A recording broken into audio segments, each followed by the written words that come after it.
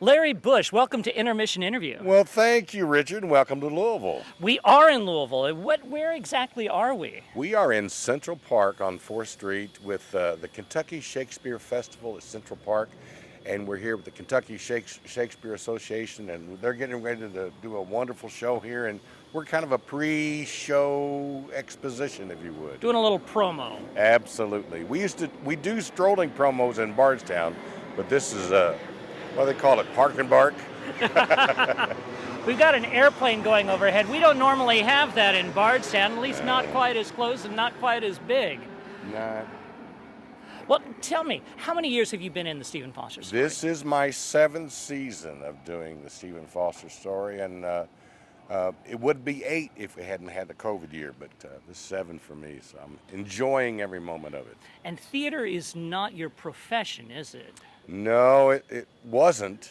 I've done theater off and on throughout my whole life, but I was a law enforcement officer here in Jefferson County. I spent over 34 years in law enforcement, starting in 1979 and retired a few years ago. Well, thank you for your service. Well, thank you, Richard. What's the biggest difference, I suppose, in doing theater as opposed to law enforcement? You know, I think a lot of law enforcement, we do a lot of acting anyway.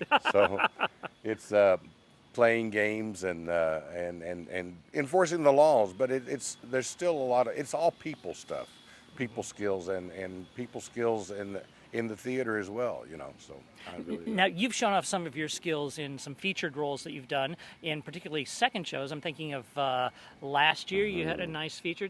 What was that again? I played the part of Grimsby in The Little Mermaid. Yes, and I had a wonderful time doing that. Bronson cast me in that, and I just loved doing every moment of a stuffy British fellow.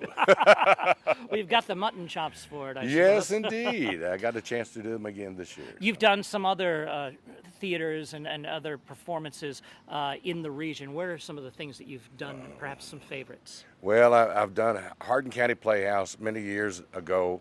We did Oklahoma and Annie and several shows, Kiss Me Kate, and I got a chance to play opposite some wonderful actors and actresses, and just had a wonderful time doing that off and on over the years, and just loving this Foster stuff is just, I remember coming as a little boy and watching this story and thinking how wonderful it would be to be in the show, and not really realizing that 50 years later here I would be doing it. So.